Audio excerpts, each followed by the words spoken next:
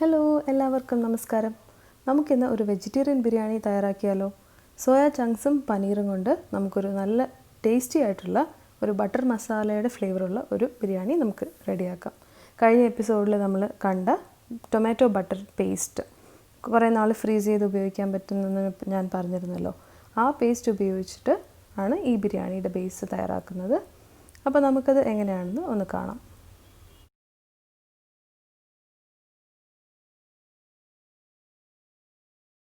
ഈ ബിരിയാണിക്ക് ആവശ്യമായ സോയ ചങ്ക്സും പനീറും നമുക്ക് ആദ്യം തന്നെ ഒന്ന് റെഡിയാക്കി എടുക്കാം. 1/2 കപ്പ് സോയ ചങ്ക്സ് ഞാൻ തിളച്ച വെള്ളത്തിലിട്ട് ഇതുപോലെ നന്നായിട്ട് സോഫ്റ്റ് ആവുന്ന വരെ ഒന്ന് തിളപ്പിച്ചിട്ട് വെള്ളമൊക്കെ പിഴിഞ്ഞ് കളഞ്ഞു. പിന്നെ നമ്മുടെ ബിരിയാണിയിൽ ചേർക്കാനുള്ള വറുത്ത ഉള്ളി, വറുത്ത സവാള, അതായത് പിസ്ത, അതൊന്ന് ഫ്രൈ ചെയ്തെടുക്കുകയാണ്. ഞാനിവിടെ 2 സവാളയാണ് എടുത്തിരിക്കുന്നത്. നിങ്ങളുടെ ആവശ്യത്തിനനുസരിച്ച് കൂട്ടുകയോ കുറയ്ക്കുകയോ ചെയ്യാം. അപ്പോൾ ഇതുപോലെ ഗോൾഡൻ കളർ ആവുന്ന വരെ സവാള മൂപ്പിച്ചെടുക്കുക.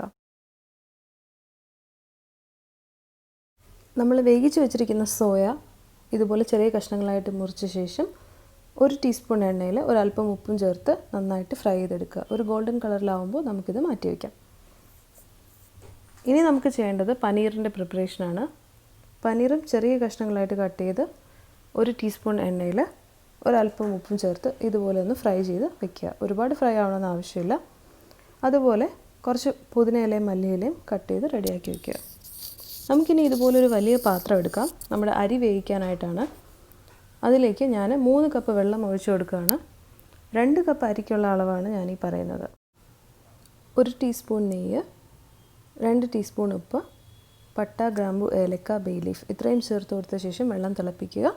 തിളച്ച ശേഷം നമ്മൾ കഴുകി വെച്ചിരിക്കുന്ന ജീരകശാല അരി അതിലേക്ക് ഇട്ട് കൊടുത്ത് 3/4 ഭാഗം വേകുന്നവരെ മൂടി വെച്ച് വേവിക്കുക.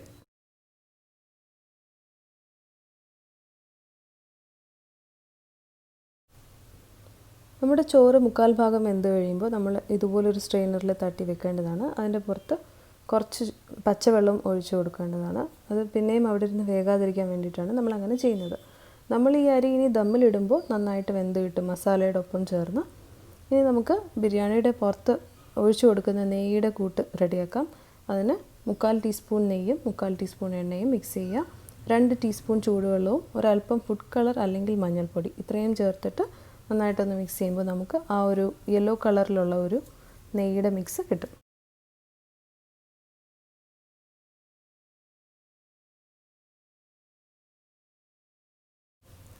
കഴിഞ്ഞ എപ്പിസോഡ് നിങ്ങൾ കണ്ടിട്ടുണ്ടെങ്കിൽ നിങ്ങൾക്ക് അറിയായിരിക്കും, ഒരു ബട്ടർ മസാല ഗ്രേവി നമ്മൾ തയ്യാറാക്കിയിട്ടുണ്ടായിരുന്നു. ടൊമാറ്റോ ബട്ടർ ഗ്രേവി അല്ലെങ്കിൽ മഖാനി ഗ്രേവി.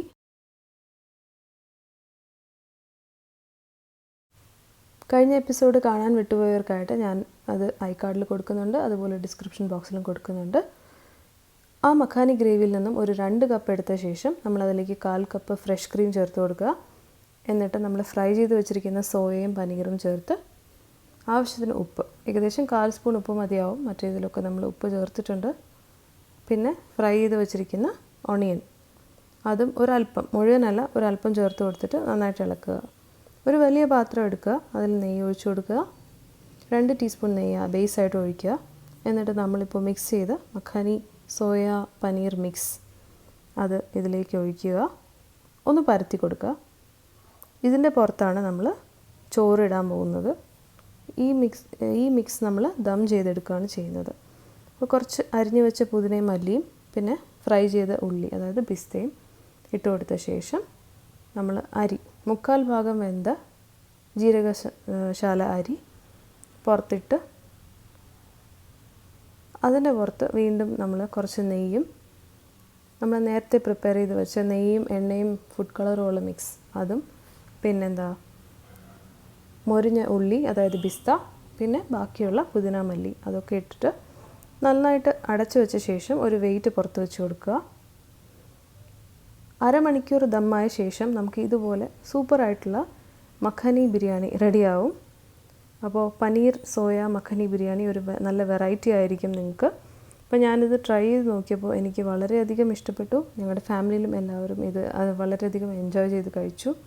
ഒരു വെറൈറ്റിയാണ്, നമ്മളെപ്പോഴും ഉണ്ടാക്കുന്ന ബിരിയാണിയിൽ നിന്നും ഒക്കെ ഒരു ചേഞ്ച് ആയിരിക്കും ഈ ബിരിയാണി.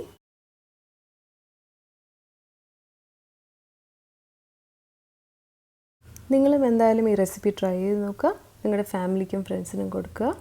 അടുത്ത എപ്പിസോഡിൽ കാണുന്നവരെ ബൈ.